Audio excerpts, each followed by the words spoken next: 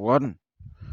The return of the relics of the great Saint Mark to the new Saint Mark Cathedral on this day of the year 1684 AM that coincided with Monday the 24th of June 1968 1968 AD, in the 10th year of the papacy of Pope Regulus VI, 160th Pope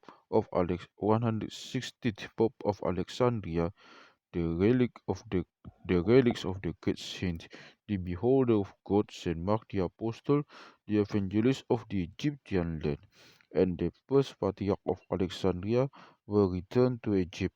Pope Kyrillos had delegated an official delegation to travel to Rome to receive the relics of Saint Mark the Apostle from Pope Paul VI. The papal delegation consisted of 10 metropolitans and bishops. 7 of them were Coptic and 3 Ethiopians, and 3 of the prominent Coptic lay leaders. The Latsoun delegation received the relics of St. Mark the Apostle on the Saturday, the 22nd of June 1968 AD, from Pope Paul VI. The moment of handing over the holy relics of the 11th centuries, during which the body of Saint Mark was kept in the city of Venice, was a solemn and joyful moment.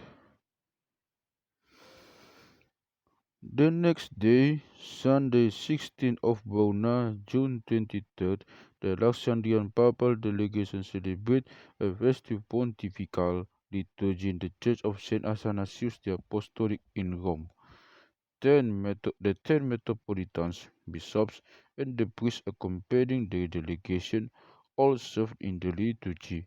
Members of the Roman papal delegation, the Copts, who accompanied the delegation, and those who live in Rome, newspaper and news agency reporters, and many foreign dignitaries attended the liturgy.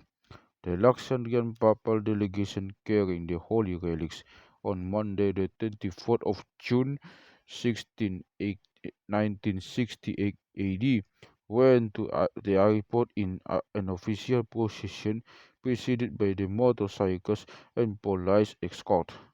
They boarded a plane which came especially from Cairo.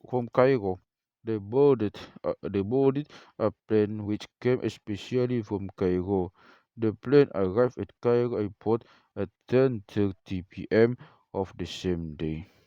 Awaiting the arrival of the relics were Pope Kyrillos VI, Mary Ignatius Jacob, the Antiochian Patriarch of the Syrian Orthodox, a great number of Coptic and foreign bishops, and the head of various denominations and religions, Egyptian and foreign, and thousands of the Egyptian masses, Christian and Muslims.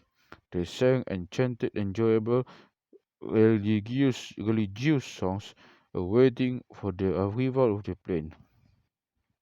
When the plane landed, His Holiness Pope Kyrillos went up to the stairs of the aircraft and received the precious box that contained the relics of Saint Mark the Apostle from the head of the delegation. Many, and especially those who were in the balcony of the airport at this particular moment, saw 3 white doves flying over the cave. Since pigeons do not fly during the night, these were not ordained pigeons. Perhaps it was the spirits of the saints welcoming the relics of the great Saint Mark. It is worthy to note also that the plane was supposed to arrive at 5 o'clock, but it was delayed for no apparent reason till it was dark. Perhaps it was just for the spectators to witness and see these flying doves.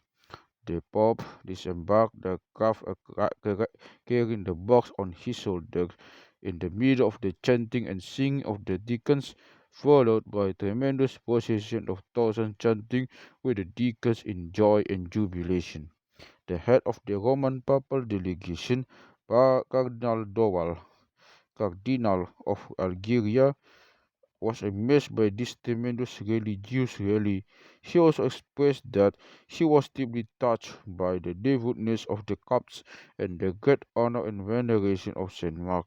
He said that he so far exceed his expectations, especially that the message had to wait from 5 o'clock p.m., the expected time of arrival of the aircraft, till 10:30 or even later. Pope Kyrillos returned to the old St. Mark Cathedral in El-Bahnesa with the box of the relics. He placed the box on top of the main altar, which was consecrated in the name of St. Mark the Apostle.